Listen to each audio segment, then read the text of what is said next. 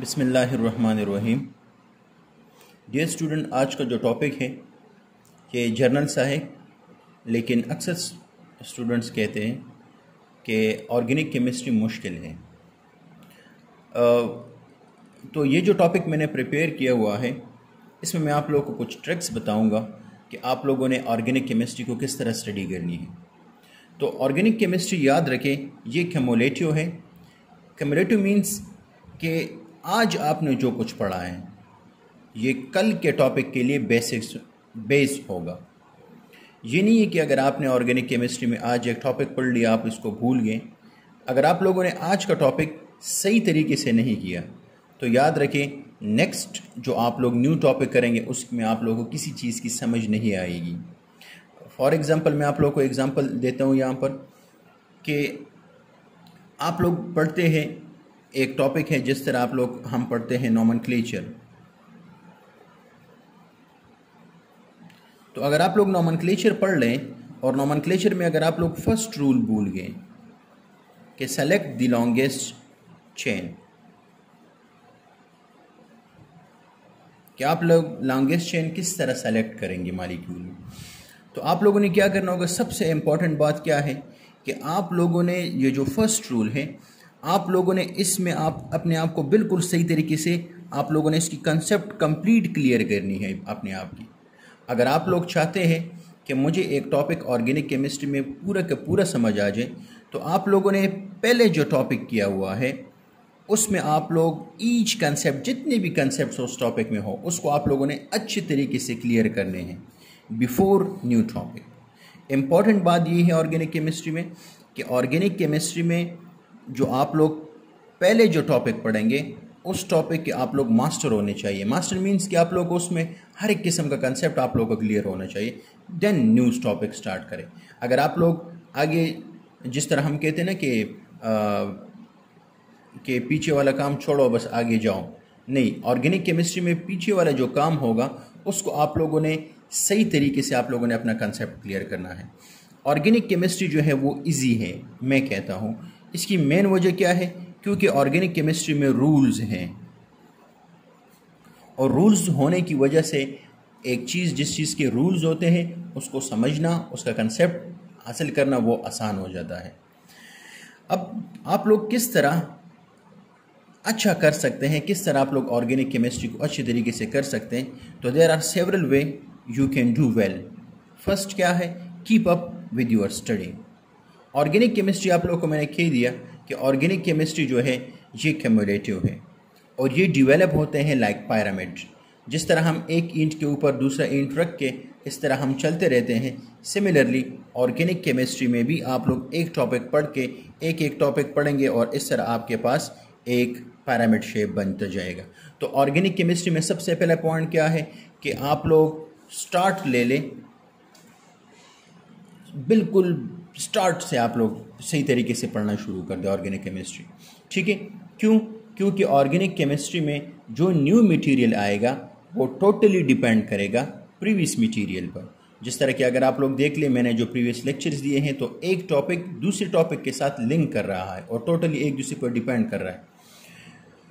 और आप लोगों को मैं ये कहूँगा कि बिल्कुल स्टार्ट से शुरू करें, बिल्कुल स्टार्ट से, और हर एक पॉइंट पर अपना कंसेप्ट कंप्लीट क्लियर करें, वरना जब हम आगे जाएंगे तो फिर आप लोगों के लिए बहुत मसला होगा, क्योंकि आपने प्रीवियस चीज़ें पढ़ी नहीं होगी और आगे में आपके लिए फिर क्या होगा? मसला होगा। दूसरा पॉइंट कि आप ऑर्गेनिक केमिस्ट्री अच्छी तरीके से कर सकते हो और आप समझ जाएंगे अच्छी तरीके से। तो आपने क्या करना है, सबसे इम्पॉर्टेंट क्या है कि आप एंजॉय करें work study problem. What is mean by work study problem? Work study problem means कि जितने भी चैप्टर्स होते हैं, हर एक चैप्टर के आखिरी में कुछ प्रॉब्लम्स या इसको हम एक्सरसाइज करते हैं, एक्सरसाइज कहते हैं।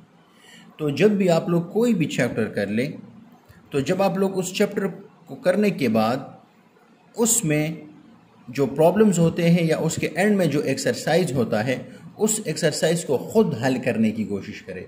अगर आप लोग उसको ख़ुद हल करने की कोशिश करेंगे तो उससे आप लोगों को क्या होगा? आप लोगों को पता चल जाएगा कि मुझे इसमें क्या क्या आती हैं और क्या मसले हैं इसमें, और मैं मज़ीद किस तरह इम्प्रूव कर सकता हूँ। अब रीज़न क्या है कि हम कहते हैं कि ज़्यादा से ज़्यादा work as many study problem as you can, means हम कहते हैं कि ज़्यादा से ज़्यादा एक्सरसाइज हल करो। जितनी ज़्यादा आप लोग एक्सरसाइज हल करेंगे तो इसका फ़ायदा क्या होगा? इसका फ़ायदा ये है कि working study problems allow you to find out what you don't know. सबसे पहला फ़ायदा क्या होगा कि आप लोग एक्सरसाइज को जब खुद हल करेंगे, ऑर्गेनिक केमिस्ट्री के आप लोगों को मैंने बता दिया कि ऑर्गेनिक केमिस्ट्री का जो ओल्ड टॉपिक होता है, ये जो न्यू टॉपिक होता है उसके लिए बेस होता है। तो अगर आप लोग एक्सरसाइज खुद सॉल्व करेंगे तो आप लोगों को पता चल जाएगा कि जो कमिंग चैप्टर है उसको मैं कितने अच्छे तरीके से कर सकता हूँ। दूसरी रीज़न क्या है कि हमने ज़्यादा से ज़्यादा वर्क स्टडी प्रॉब्लम करने या ज़्यादा से ज़्यादा एक्सरसाइज सॉल्व करने हैं। दूसरी रीज़न क्या है? Working study problems gives us ad practice in working with name, structure and reaction of organic compound. जब आप लोग प्रैक्टिस करेंगे तो उससे ऑटोमेटिकली आप लोगों के जो स्किल होगा ऑर्गेनिक कंपाउंड को नेम देना, उसके स्ट्रक्चर को एक्सप्लेन करना, उसकी रिएक्शन के मैकेनिज्म को एक्सप्लेन करना, वो आप लोगों का इम्प्रूव हो जाएगा।